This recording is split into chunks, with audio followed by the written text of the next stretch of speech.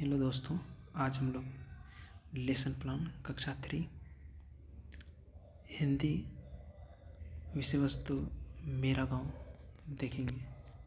किस प्रकार lesson plan को तैयार करेंगे। सबसे पहले शिक्षण से पहले किए जाने वाले कार्य। आज हम लोग नए विषय वस्तु की चर्चा करेंगे, तो उसमें टिक लगाएंगे।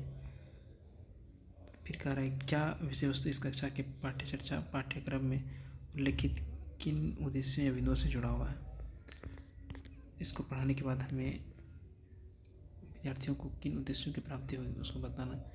तो विद्यार्थी गांव के बारे में बता पाएंगे एवं गांव के विभिन्न अच्छे गुणों को समझ सकेंगे और उद्देश्य प्राप्त हो सकते हैं। जैसे गांव में उपस्थित तरह तरह के संसाधनों से अवगत हो पाएंगे। क्या यह विषय वस्तु पूर्वत कक्षाओं के पाठ्यक्रम में भी शामिल है, कैसे, अगर है तो हाँ, अगर नहीं है तो नहीं। यह विषय वस्तु पूर्वत कक्षाओं के पाठ्यक्रम में शामिल नहीं है, लेकिन अधिकतर बच्चे गांव से ही आते हैं। तो जब इसके बारे में चर्चा करेंगे तो बच्चे स्वतः ही जुड़ जाएंगे। क्या मैंने इस वस्तु का शिक्षण पहले किया है, यदि किया है तो हाँ, नहीं किया है तो नहीं। कक्षा के विद्यार्थियों के पास इस वस्तु से संबंधित क्या आधारभूत समझ हो सकती है। हाँ, क्योंकि अधिकतर बच्चे गांव से आते हैं तो गांव के बारे में समझ अच्छी तरह से रखते हैं। विषय वस्तु या उपविषय वस्तु का विवरण हमें इस पाठ के अंतर्गत किन बिंदुओं को पढ़ाना है वह बताना है। इस विषय वस्तु में गांव के विभिन्न रूपों की चर्चा की गई है।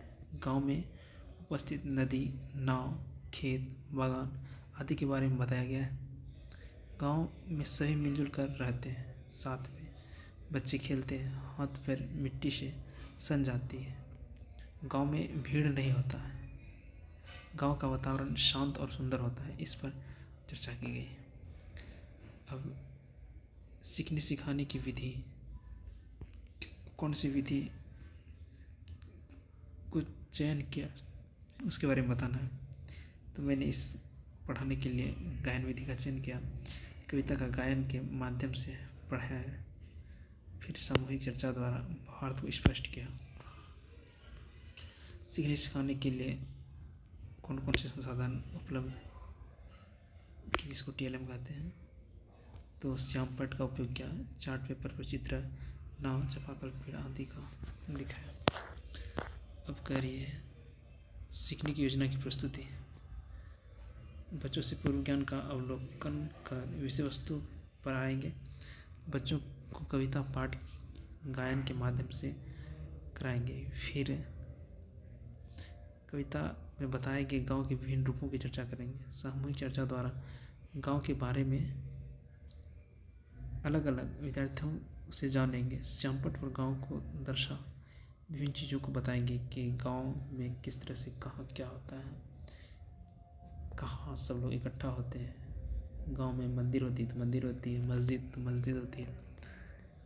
गांव में खेलने का मैदान होता है, सब एक जगह से दूसरी जगह जा सकते हैं। चापाकल होती है, लोग गर्मी के दिनों में खेतों में काम करते हैं तो उससे परेशान होकर पानी पीने जाते हैं। इन सब चीज़ों को दर्शाएंगे, बताएंगे।